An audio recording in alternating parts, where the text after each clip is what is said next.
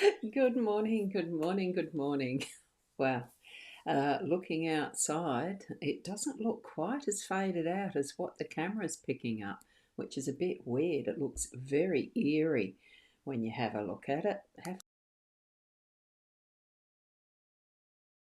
Weird. Anyway, I'm rosboundy Psychic Medium bringing you the daily Lenormand card spread reading. Well, it is Lenormand today, even though it's a sad day. I have chosen Lenormand. I've got a deck that is called the Fairy Tale Lenormand, and it's not that often that I've used this one, but it's still often enough. We have seen it before. This is by Arwen Lynch, and the artist is Lisa Hunt. It's gorgeous artwork. You can see these a fair distance away because basically they are a small, small deck of cards. But what we have here, and that's the guidebook for it, what we have is the moon is our theme for the day. So that's card 32 and 8 of hearts, or 5 of hearts. No, that's an 8 of hearts. And that's for this. I'm stating the numbers for the benefit of Fiona, who does our numerology. I really appreciate how she does it when she's able to. So that's the reason I give the corresponding playing card number. So moon as our theme, card 33. The key is, and that's 8 of diamonds. So I've got two eights there. The key is in our home space, and card 14, the fox, is in our workspace, and that's 9 of clubs. It's the corresponding playing card. So it's card 32, the moon, 8, 33, the key, 8, and fox 14, 9. Okay, so we'll go zooming in because I don't use the owl card wisdoms on a weekend, so I don't need to mention that one. And let's use the guidebook because the fairy tales, I don't know all of these by heart as far as what are the fairy tales for these particular cards. So I am going to read it from the card guidebook. And card 32, I've got to find it. Card 32, where is it? There we go, the moon. It's a very fiddly little, as you can tell, it's a very fiddly little guidebook to be using. So the keywords are recurring events, cycles, awards, and public acclaim from what Lisa and Arwen have decided for the interpretations. So here's the moon spotlighting Cinderella's coach. In the Little Slipper story, which is the Cinderella story, Cinderella has seen more than once. Cinderella has to be seen more than once by the prince to make a deep impression. When you see this card, remember that public acclaim may be close at hand. So, like Cinderella, you may be noticed. Of course, she was noticed for her beauty. Your awards may come for other things. The moon shines on cycles as well. Stick to the plan to reap the applause. If you're looking at this card in terms of a business venture, then promotion is a necessity. We're looking at this one as a theme. So her fairy godmother had to dress Cinderella up so she would be noticed. Pay attention also to things that happen more than once. So this could be the moon pointing to something important that you need to know. So what lies near the moon may be things that deserve praise from you, which is the key and the fox in this instance. We've only got the other two cards. So don't overlook the power of the moon in showing you where you can improve yourself so you can garner more attention. So this is going to shine that light on things that you make visible. You need to bring it out of that shadow aspect and bring it full shining into the moon. Have a look at those. The impressions that we might get from these ghoulish type of faces that are hidden here in the side. Not sure what there is over here. I'd have to look with a magnifying glass myself. But you can do it. You can shine your light, and it's looking like our theme for the day today. Really be who you are, but enhance in whatever way you can, with different lighting, with different clothes, with different attitudes and perspectives as well. And remember, the moon does cycle around our globe. So things might be there as an opportunity to prepare for the next cycle as well. Okay, so, and we have Deborah here. I'm just saying hello to those who've made their comments. So, hello from Deborah in YouTube. It's lovely to see you here, Deborah. And we have a Deb Martin, who's a regular in our Facebook. Nice to see you, Ros, and a good morning. Lovely to see you too, Deb. And we also have Sharon. So, good morning, Ros, and everyone sitting down to a delicious breakfast. And it's wonderful to be able to have someone cooking your breakfast because I have had that experience every so often as well. Enjoy your brekkie. Okie dokie. So, we've just had Max. Good evening, everyone. Thanks, Ros. Thanks, Max, for popping in. I hope you're having a good evening as well over there, the other side of the world. It's lovely to see you and hopefully to see you later in our group. Okay, here we have the key, card 33. So it's just a matter of turning a page and continuing on with what the explanations are from this lovely little guidebook. Now, with the key, and keep in mind it is in our home space. So the key has the keywords of what's needed, what's important, necessity, and revelation. So here we have definitely a continuity in the keywords as far as from the moon to the key. In the Swedish tale of the castle that stood on golden posts. That's why it's got this beautiful archway and window. Golden posts. Anyway, I'll read that again. In the Swedish tale of the castle that stood on golden posts, a key plays a significant role. A young person must enter a castle but has no key. Several creatures band together to form a key so that he can reveal the treasures of the castle. When the key shows up, pay attention to what it is pointing at, and that's referencing a grand tableau. At the moment, we have it pointing to the moon, so it does need to have that attention. We're having the moon shining its attention on the key as well. This can be an indication of something necessary and important to your success. It can open up what needs to be revealed. What's behind the key may remain locked and inaccessible for now.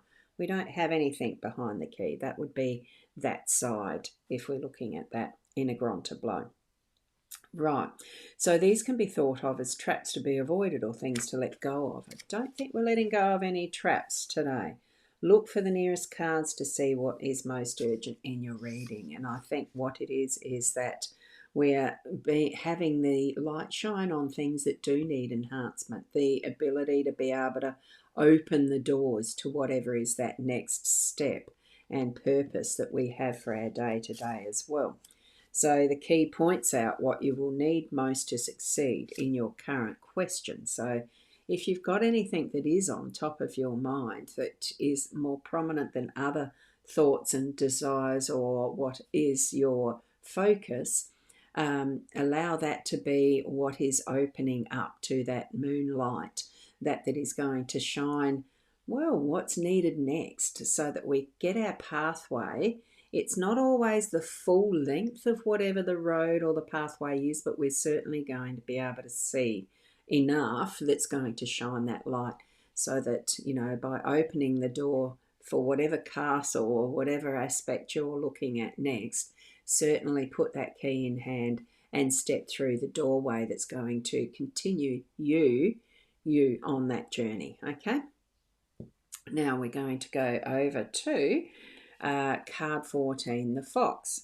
Not always the wily fox or the sneaky fox or anything that we feel, as far as for those of us who've come off farms and in areas that foxes have been an issue, you know that they're very clever and they can be fairly wily. Why that saying came up, isn't it? So the keywords for this one are rule breaker, doing the unexpected, and it can be deception. Okay, it can be. Not saying it's going to be. And Deb saying, shine your light for all to see, opening new doors to new paths. That's right, from those first two cards. And in our workspace today with the fox, it's shown here it is representative of the tricksters in the land of fairy tales. So it is following that schema. of being a schemer. Rather than being from one specific tale, he is the wolf, the coyote, the imp who wants to play tricks on you. When this card appears, someone isn't doing what he's supposed to do. So it may be that his role is to break the rules. So sometimes they're necessary to be broken. We'll see. While being deceived can seem like a bad thing, this can be a good card, meaning fate is working in your favour. But don't expect all the rules to be followed when this redhead shows up. Be cautious before you accept any story as fact. If you're given new responsibilities at work, they may not come with more money right away. And considering this is in the workspace, keep an eye on it. Redheads are associated with cards, so pay special attention to anyone with auburn locks or red hair. They could be there to teach you a lesson in deception, whether that's them being deceptive, or I'm also feeling sometimes we can be deceptive, manipulative without realizing it as well, that we are looking at what we are in our experiences or our situations as being our norm. It's from our perspective and doesn't always consider that are other people's options and their roles and responsibilities in it or their benefits. We can be selfish as people. So I'm looking at this and thinking, well, you might need to reconsider and this looks like the fox is listening and considering, oh, what's he going to do with Red Riding Hood or whatever. It's got that cape of mischievousness and play, make believe, whatever it wants to conjure up. It looks like he's being a bit of a magician, whether it's a she even. Ready and prepared. You see this bag of tricks. That's what it feels like. Just go with the flow. Have that listening mode on more than the doing at the moment and see what comes up. You don't know what sort of faces are going to be presenting to you. There's one there in the tree. There's another one here with a long nose. Who knows what else is hiding around the corner? But trust that you yourself are doing the right thing, that you are being in your space in the right way, okay? And an open awareness. The light's going to be shining on those who are deceptive, who are deliberately doing things that aren't quite kosher in your workspace. Be wary of it not being you, okay? So we've got all sorts of things being opened up for us today with the key. Begins at home. We're opening the door and we're coming out and into the world, revealing our light, having the light shone on us. If it's something you want to have happen and plan, certainly enhance and have that become the focus is where you want the attention to be shone on today. And certainly in other ways in your workspace that the light's shone on those acts or people or whatever that are being a little bit manipulative or whatever.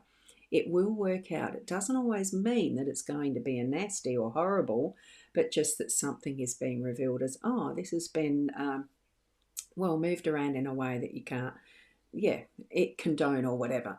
Just voice it. Voice what you're feeling and having things rectified because it's shining in that moonlight. You're going to have that notice being put on it and things put back to right order or planned in a way that's going to be beneficial for everyone. Okay? Beautiful set of cards, aren't they? I really do like them. And Deb saying, yes, cunning, trust your intuition and some caution.